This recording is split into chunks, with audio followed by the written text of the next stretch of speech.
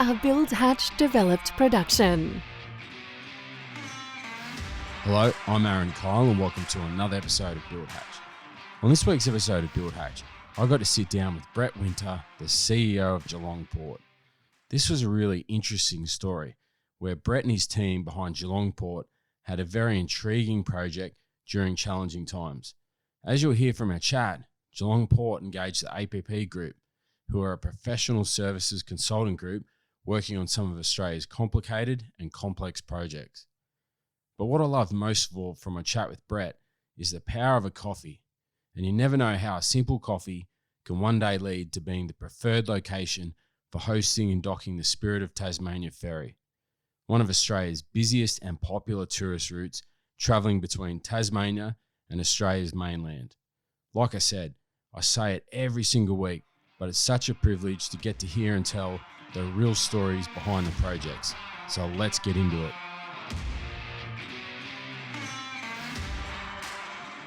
Brett Winter from Geelong Port, welcome to Build Hatch. Thank you, great to be here. That's all right. Now, I say this every week, but I'm really looking forward to this one because this is such a sophisticated and challenging project. And we here on Build Hatch, we have this saying that a picture tells 1,000 words but doesn't tell the story. And it's not until you actually come to a project as sophisticated as this one that people get a true appreciation about what goes into this project. So like all, I guess, we always like to go back to the very beginning and find out how they got into their career. Now, you're the CEO of Geelong Port here. So take us back to the beginning. Did you grow up here in Melbourne? I did. I grew up in the western suburbs of Melbourne. Look, I started my early career working for Toyota Australia.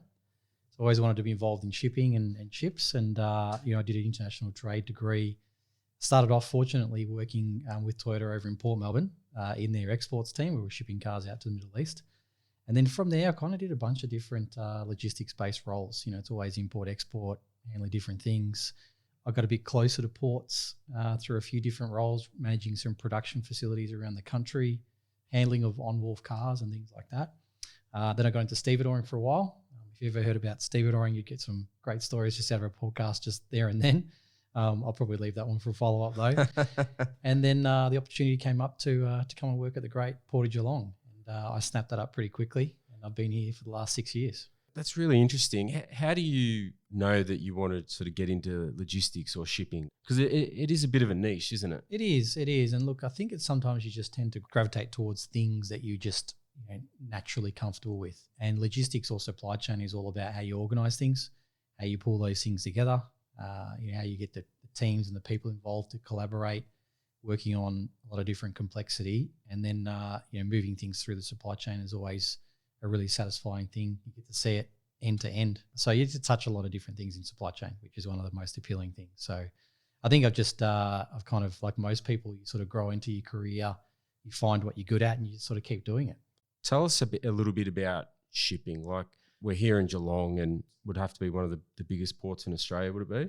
Yeah, look, not quite as big as some of the mineral ports that you'll see or export ports you'll see around the countryside, those big sort of mining ports. But we're Victoria's second largest port. So we handle about 12 million tonnes of trade every year and about 600 vessels, or that's gone up quite considerably now. We've got the Spirit of Tasmania in here every single day. And we service a range of different trades. So everything from fuels and bulk liquids, which accounts for probably around about 6 million tonnes, through to construction industry, cement clinker. You've obviously got forestry involved as well, and a lot of agricultural trade, so fertiliser and grain too. So it's a real nexus of critical supply chains for the Victorian economy. And as such, we really do look at ourselves as being a real driver for the Victorian economy, handling billions of dollars worth of trade every year and making sure those different supply chains keep on ticking. Geelong Port's recently been working with the Spirit of Tasmania, which, for anyone listening to this who doesn't know, the Spirit of Tasmania, how often does it travel between here and Tasmania? Yeah, it's a daily service. So they are the critical sort of link between Tasmania and the mainland Victoria. There's a couple of different ships that service it. But Spirit of Tasmania is a really unique one in that it carries both passengers and freight. So it's really important from a tourism perspective, and it's also very important from a freight perspective, like fresh produce and whatnot that's coming between the two states. So they have around about 450,000 people travelling on the Spirit every single year. So it's a very busy scheduled daily, what they call roll-on, roll-off ferry service. So everything's actually driven on and off the ships. And I can get into that a little bit later on around the design, but it's an iconic part of Tasmania. Everyone you know around the country has either been on the ship or seen the ship. And so for us to have it now here in Geelong is a real coup for the entire region. So as I said at the start, I was really looking forward to discussing this project.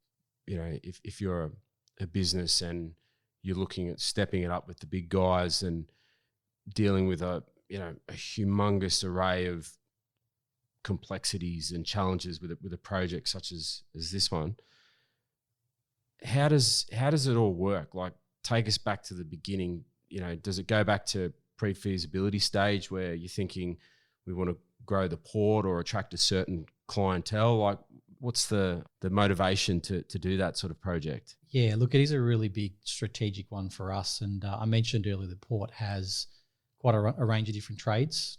A lot of them are fuel-related trades. And so we're quite concentrated in our volumes. And so one of our strategies, like many businesses, is to, how are we going to find alternative trades to help diversify the port, particularly because a lot of the trades that we're doing in that space at the moment obviously are linked to fossil fuels, which, as we all know, over time, the usage is going to decline. So we've got a business problem in that we need to be able to find alternative trades to help supplement that growth and then that loss of volume that we will eventually get over a longer period of time. And so from our point of view, we identified very early on that there were some things that our port could do and some things our port couldn't do.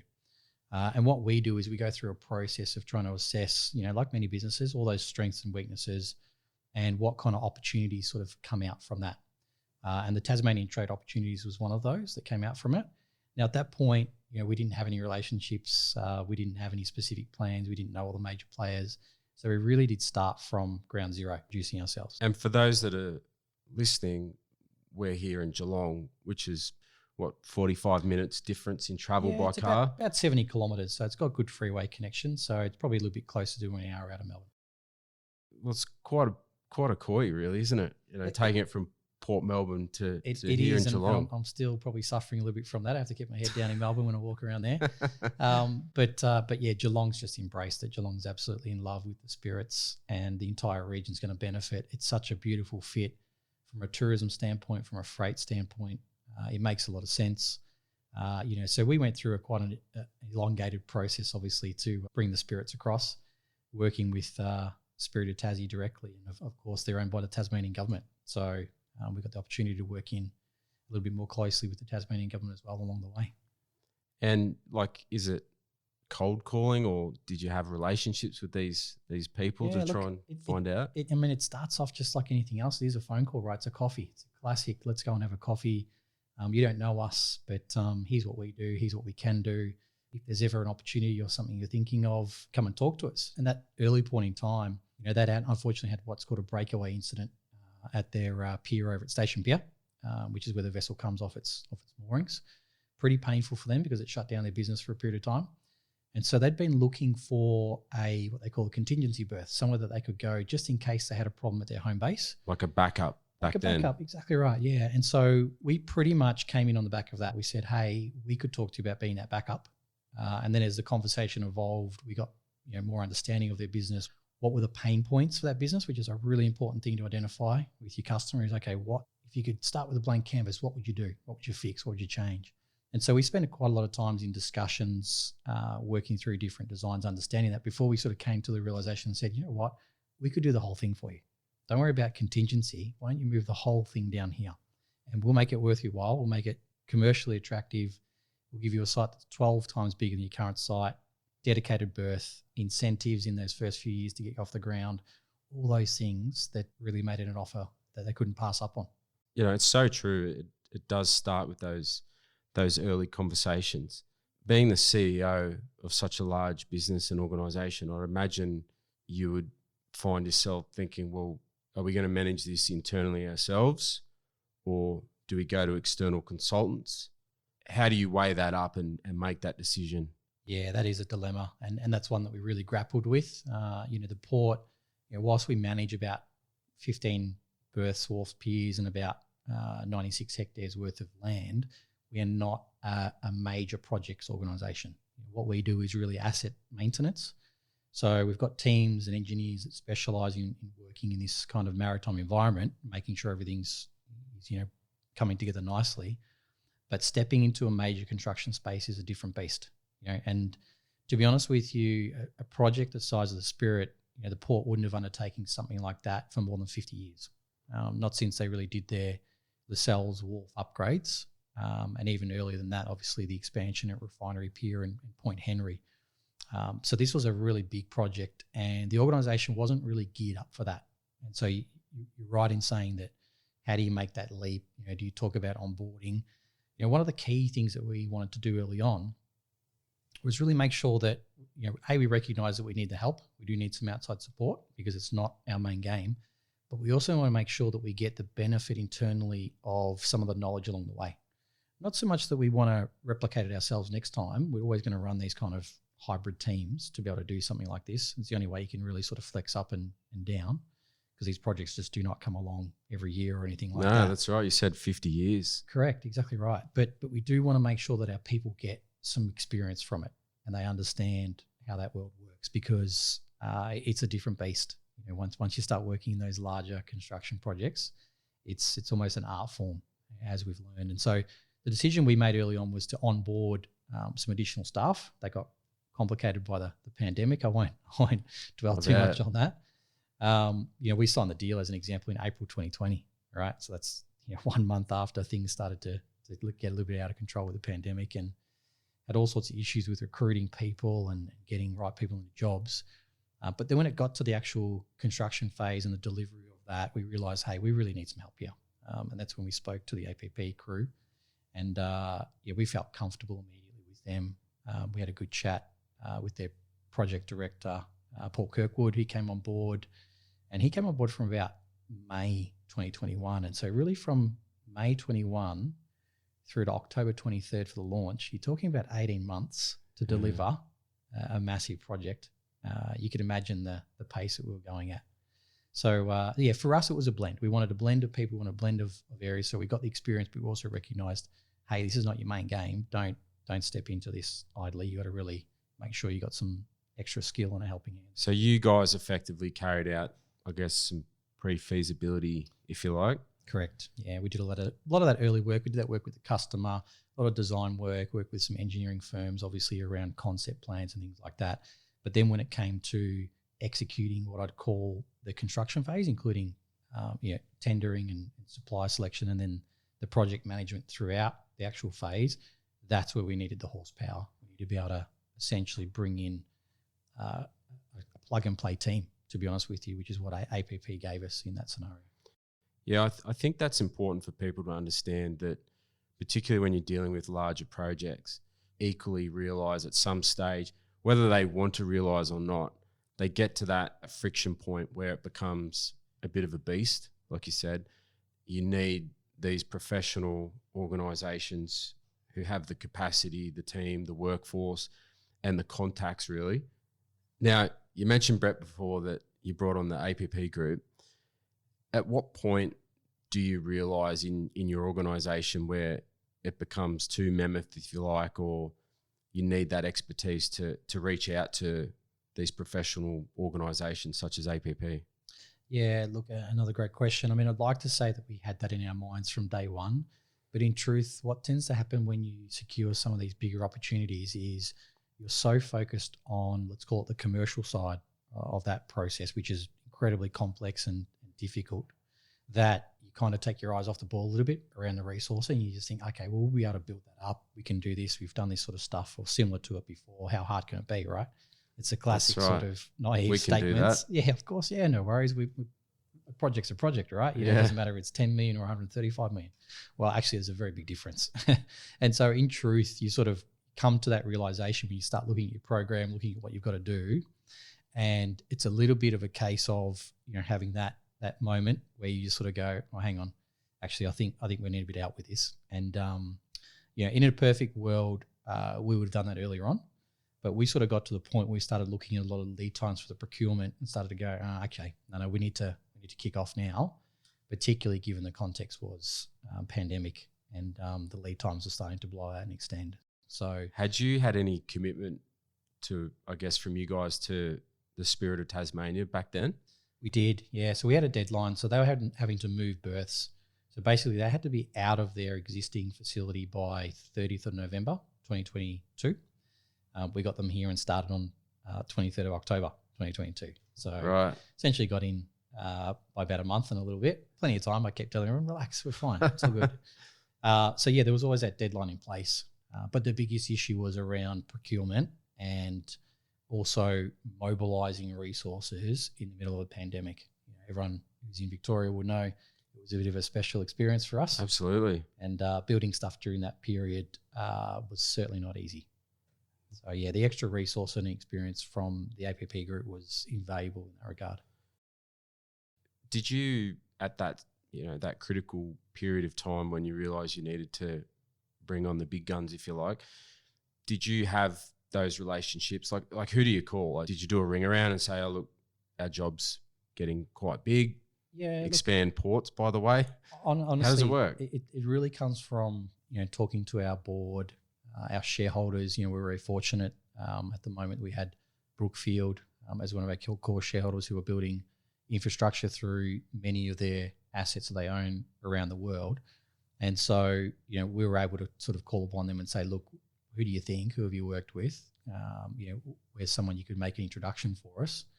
And then it was a case of really having that meeting on site. And you know what it's like, Aaron, when you sit down, you meet with someone and it just clicks, it just fits. Feels right. And exactly. And the questions, they're answering the right questions, they're saying all the things that you expect them to say.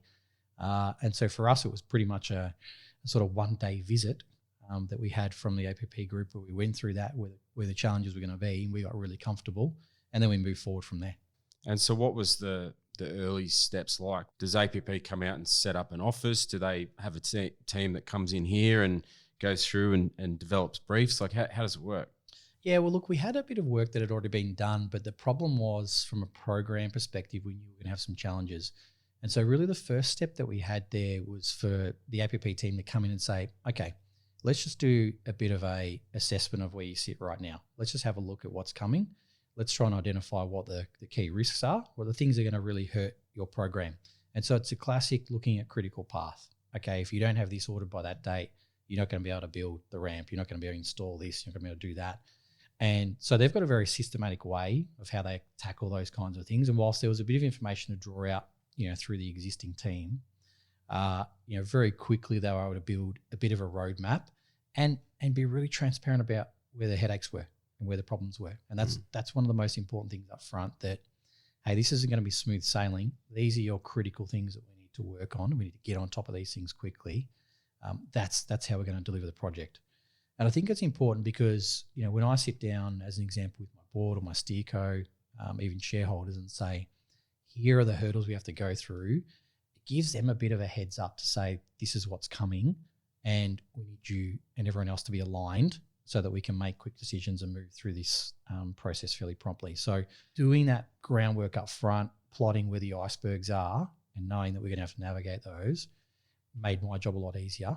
It's almost like a bit of a heads up that, hey, this is going to be coming in a few months and this is going to come after that. I'd imagine also too, wearing the hat of the CEO, managing this day-to-day stuff would be the last thing that you would want to get caught up in. 100%. And that's not my skill set. That's not my game. I'm not a project director. As soon as I start dabbling into that space, we're going to have issues. The eye's going to come off the ball elsewhere. And I also find a lot of people in your role too, you get very frustrated because, there's an old saying about CEO having a memory of a goldfish, because if you get caught up in those intricate little things, you're not operating at the right level. Yeah, that's right. So you need to, move on, find someone or something, sort that spot fire out and move on to the next thing. It's not that you're not giving it the thought that it needs. It's you're operating at that CEO level. Yeah, it's very much a case of just making sure you're working at the right level. And then with a project, there are so many different moving parts. On any given day, you could get drawn into an issue. The thing that I always sit back with amazement and watch quality project management people working their craft, they are problem solvers. Day in, day out, there'll be things that will come up. They will solve those problems. They'll work through them. Obviously, they spend a lot of time planning and communicating and aligning things, but there's always going to be something that comes up. And so the tempting thing for a CEO is to always try and inject yourself and say, oh, we can fix this, we can fix that. But you can get overwhelmed pretty quickly. And so having the right people focusing at the right level is really critical to the project and also the business overall. Yeah, definitely. Now, you mentioned, Brett, about the size of the project. What does a project such as expanding a port cost roughly, like ballpark? Yeah, so the Spirit project was $135 million. And in essence, we were repurposing an existing berth that we had over at Crikey South and an old cargo shed, converting that into a proper passenger terminal, which is a bit of an effort in itself. And then developing essentially 12 hectares worth of land, all the services that you can imagine that go with that, to support, the movement of all these vehicles in and out of the site. So for us, there's really sort of three main packages that we had to focus on as part of that. The first one would be the marine package, which is basically the ro-ro ramp, which is kind of like building half a bridge and then attaching some link spans on the end. Think of it as being like a bit of a drawbridge that sort of lowers down onto the ship. Then we had the terminal itself, which, as I said, is this old cargo shed. When you see the before and after pictures, you'd be amazed. It's literally just we'll be able to put some up on our socials because I think that'd be really interesting. Yeah, you'll be fascinated to see that transformation. We've got a pretty good time lapse as well. And then, of course, the civil works package, which is civil is one of those things that everyone always underestimates. They just see the hard top at the end. They see the asphalt down and think, oh, that looks pretty straightforward. But you don't understand the amount of work underground to install those services and navigate all the sort of latent conditions on the site that makes it quite challenging. So, doing all those three things together was going to be how we're able to achieve the date that we achieved. And I think one of the unique things that we did with this, which I don't necessarily recommend to your listeners, but it was the only way we could really accelerate program, is we actually broke up those packages. So one of the really unique parts about this build was that we literally had 3 principal contractors operating at our site. Now, it's a big site, it's 12 hectares, so we can sort of divvy up areas. But typically the way these projects get done is they'll pick a single tier 1 contractor, they'll run the whole site, and then they'll subby out what they need to. We went with a bit of a different model, which really helped us accelerate the timelines. And I think also that model worked because we had a great project management team that was able to really connect the different principal contractors and make sure we didn't have any conflict there. And early on, the principal contractors really made quite a commitment to making it work, given the high-profile, iconic nature of the project. Yeah, I'd imagine that would help. Yeah. Spirit of Tasmania, what a great opportunity to be a part of it. So to have 3 contractors working, in their own little areas. It did, exactly. Yeah, it's a good initiative. We had BMD working on the civils, they're first class in terms of how they operate. We had Fitzgerald's working on the marine side. They've done a number of big projects around Australia, really clever guys. They're supported by Crib Point Engineering on link spans. And then we had Kane, a bit of a local hero, working on the terminal, and Kane's work is sort of scattered right across the Geelong region as well. So talking to them about the project early on, everyone understood it was a legacy project. This is a minimum 30-year move for the Spirit of Tasmania, 30 to 50 years. And you've got the entire community and region excited about this. We want to make this work. We want to make it good. And so that was really helpful. You had people really going out of their way to make sure that everything clicked. And I'd imagine that anyone who's worked on a site with sort of multi-subcontractors on it, there's always a few headaches here and there.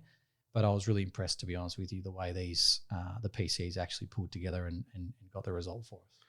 So were the contract packages completely, was it D&C or construct only? Everything was designed? Bit of a mixture.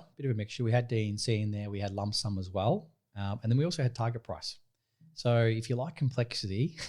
This is the second time I've heard target price in terms of, tendering and dealing with clients in the last week. So I think it might be a new initiative that's starting to creep up in competitive times. It could be. It's the first time I've seen it deployed. It was something that we worked with the APP group on. They had to sort of coax us into confidence on that front because we'd never used it before. Everyone's pretty much across D&C and lump sum, right? And we know what you're getting in that side. This one requires a little bit more trust from both parties. That Definitely. You're going to play it a certain way. And so it was pretty unique. But again, it's worked out. It's worked out in the end for both parties in that regard. Essentially involves you revealing the magic number, probably minus a bit of spare capacity for unforeseens and stuff like that, telling your your number to your contractor, if you like, from the beginning? Yeah, that's right, more or less. You're establishing that target, and then you're basically sort of creating a bit of an incentive for over and under. So there's a bit of pain share, gain share for each party in that regard. And yeah, you're very transparent about that. You're saying, look, we want to work with you. This is the number that we're targeting. And of course, you can't be silly with anything like that. I mean, these are experienced contractors. They know what they're doing, and vice versa. There's a degree of trust on our side too, as well. So that was the first time we've done that. But again, I probably wouldn't recommend doing 3 different styles on the one project. I think our legal team would probably want to throw me off the end of the wharf by the end of the project.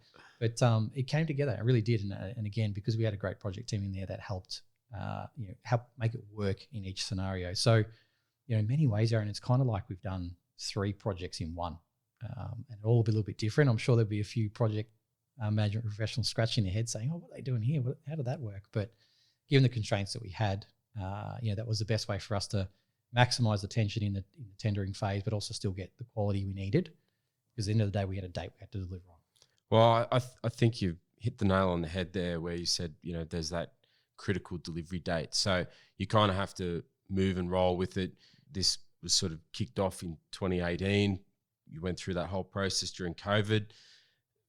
The construction industry kept going, so it was very difficult to find people. So I think that's probably the most interesting aspect out of the whole initiative is to find a business model that works so you can deliver those outcomes. It is. I mean, it wasn't cookie cutter by any means. I mean, the entire deal right from the start wasn't cookie cutter, but it was sort of based on this premise that, we can keep solving these challenges as we go. And I use this analogy a little bit with my team sometimes, and I'm not sure if they hate it or love it, but I say to them, guys, we're building the plane as we're flying it, all right? And it sounds a little scary in that regard. But the reality is sometimes these commercial opportunities only come up and they're there for such a short window. If you don't seize them, it might not be perfect. It might not be laid out in a nice cookie cutter and you've got 5 years to do this and do that, which is typically when you're doing big infrastructure, how it all works. But this is our opportunity. So we're going to have to close this deal and then work through a bit of a different process that we've not worked through before. And that takes, there's a degree of risk in that. That's how you seal these kind of opportunities. You've got to take a little bit of that risk. No risk it, no biscuit is the phrase, yes, right? So you've got to go for it within the reasonable grounds, of course, for my shareholders that are listening in. But yeah, it is one of those things that it comes back to people. It really comes back to people. If you don't have the right people, the right mindset, then you can take those kind of risks and it can just, blow up in your face. Yeah, 100%. Now, what about behind the scenes? So the APP group were project or the program manager of this Spirit of Tasmania and the port expansion. Now, with you as the client, like, are they reporting to you on a weekly basis, a daily basis? How does it work? Yeah, well, it's a pretty much integrated project team. So we actually even had some of our engineers reporting into APP. And then, there's other services you need to provide to a project, right, beyond managing the sort of, program and things like that. So we had our legal team working on it. We had our safety team embedded in the project, safety and environmental team. And then from a commercial standpoint, obviously you still have to be the face to the client as well.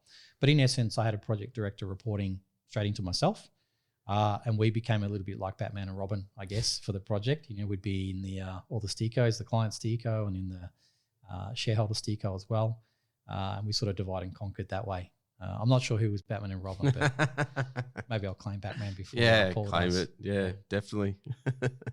I'm still fascinated how you've managed to be able to grab the Spirit of Tasmania, convince them to move their facility here to you right in the heart of Geelong. What's next in the pipeline with you and the port here? Yeah, well, look, our confidence is riding pretty high, as you can imagine. This is a pretty big deal. We've done a few other larger deals in the last sort of 5-6 years as well. But we've got a really strong strategic plan. We know the areas we want to target. We're really trying to be ahead of the curve. And so one of the bigger things that we're focused on right now is the development of an offshore wind farm terminal. So you would have seen potentially through the Victorian government, their policy and their strategy setting around energy, that there is a real pivot towards constructing these offshore wind farms. The first one's being constructed essentially off Gippsland by Star of the South. And we've put forward a concept earlier in the year, which basically sees us transforming our Lascelles precinct into an offshore wind farm handling terminal. So you can imagine those large blades that are coming in. 90 metres plus over dimensional loads, getting loaded onto specific barges to support the offshore wind farm construction industry. So we're trying to get in on those projects that are all part of that energy transition. We also launched a hydrogen hub as well, and we're working with some partners there. So we've got about 25 hectares of land over at Lascelles where we're looking to develop new berthing infrastructure and all that land behind that within this sort of next 3 to 5 year window. So for us, we're deep into the next phase, working with potential customers, working with all the different planning authorities, what we need to do, how we need to do it. And the great thing is, because we've come off Spirit, we've learned so much from that. Right now we're in the game. Right now we've sort of taken the shine off the new ball. We know how the next one's going to come down, and so we're already thinking about the best way to mobilise teams and how we do all those different things. And it's a really exciting period for the port. It's a really exciting period of growth, and so I think that'll be the next big one you'll hear from us. Certainly in the short term, we're hoping to land something on that within the next sort of 2 years, and then get cracking on build. The most fortunate thing about you here in Geelong is you've got the real estate, I guess, to expand, and you're not so restricted by space. I'd be really interested to know what this has done for the city of Geelong. It's gone from Port Melbourne, which is pretty bustling sort of cafe lifestyle and Bayside, to here in Geelong. I bet there's a few cafe owners and hospitality people that just love it. I think they're pretty happy. And we've got a couple of different precincts in and around the port. You've got Pivot City, which is literally just a few minutes up the road, which has been sort of revitalised and turned to this sort of bustling cafe restaurant district with a few other businesses mixed in there as well. You've got the local cafes in the area too. But I think there's sort of two ways you can look at it. As a CEO, I was always going to look at the numbers. The hard numbers are really that this is going to add about $170 million in economic value to Victoria by about 29-30. And that's really because it's supporting the growth of the Spirits. The exciting thing is that they're actually bringing new ships into play, which they're having constructed over in Finland at the moment, in about 2024. Right. So bigger ships, about 40% more capacity. So it's really going to help their business grow and accelerate quite a lot, which means a lot more people through the door. So if you look at the hard numbers, you're talking, as I said, 170 million into Victoria. Now, anecdotally though, and this is the thing that I enjoy the most, is if I'm wearing the Geelong Port uniform and the corporate shirt, and I pop into a cafe, and all I hear about is people talking about, we had some people from the Spirit in here this morning. Yeah. And it's just that sort of grassroots stuff that's really valuable to the local community, particularly because all those areas got hit so hard during the pandemic. Definitely. Yeah. And the Spirit story became a real beacon locally in that regard, because we announced this essentially at Ground Zero in April 2020, where people were looking pretty glum and thinking, what's going to happen, where are we going to go from here? And I think that's really helped how much it's been embraced by the local community in that regard. And so that's probably we'll call that the pub test. I think it's certainly passing that. I think also too, the interesting fact is that to take it from Port Melbourne is, if you want to catch the ferry from Queenscliff over to Sorrento, it's just down the road as well. Absolutely. And that's the thing, they're the connections that you start to create. Because remember, these are people that are going on driving holidays. So put the freight aside for a moment. Obviously a 24/7 freight yard, 150 truck parking bays, that's a dream scenario for a freight operator. But for the 450,000 people that are coming through, most of them are going on these driving holidays. They want to see the countryside. They want to see the regions and spend money in the regions and go down to Tassie and enjoy the beautiful things down there. And then you get this ability to sort of start to connect up all those plans, where you can come in, if you're coming from Tasmania, you come into Geelong, you enjoy the beautiful Ballerine and all the things that the Greater Geelong has to offer, 12 Apostles, Great Ocean Road, all the wineries, all those different things. Then you head down to Queenscliff and you can pop on the ferry down there. My mate Matt running Sea Road ferries down there, then you can connect into the other side of the bay. So it really lends itself to those sort of connections that before simply weren't there. So it's a nice story, and we hope people start to weave that into their holiday plans, where they can really connect across the whole region and enjoy regional Victoria. Yeah, definitely.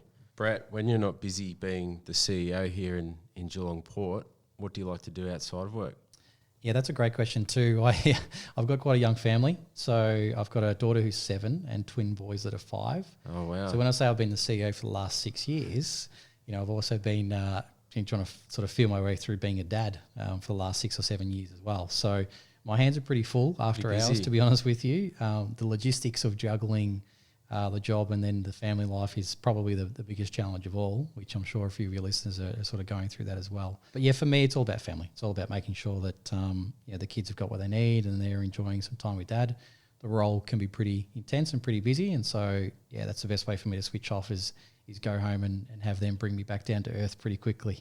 All right, well, Brett from Geelong Port, it's been really nice having you on the show, and I truly congratulate you. We've had a bit of a look around the port, and to have this project be delivered in that tight time frame, in those challenging time periods, which are well documented, it's not an easy feat, so well done to you. Thank you, Aaron. Really appreciate the opportunity, and a big thank you to all our suppliers and contractors and team members who've delivered such a wonderful project that's really going to be an iconic part of the Geelong coastline for many years to come.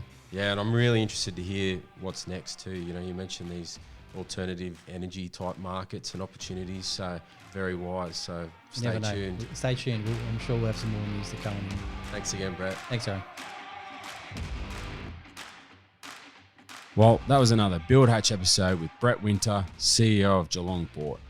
A special thanks to Brett and the APP group for giving me a personal tour of the port and showing me how the Spirit of Tasmania is able to dock and transport not just tourists, but the all-important travel point, importing and exporting goods and products between Tasmania and the rest of Australia through their all-important port.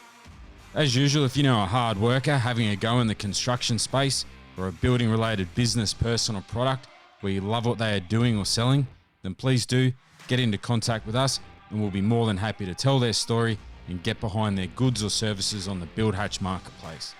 Our team are busy rolling out independent sellers on buildhatch.com as we speak, so stay tuned for more and more products and services as they onboarded. As usual, please check out our Instagram page and other socials where you'll be able to learn more about our guests and some of the features of the work that we talk about. Have a great week, and you'll hear me again on the airwaves next week. Thanks for listening to another episode of Build Hatch. You have experienced a Build Hatch developed production.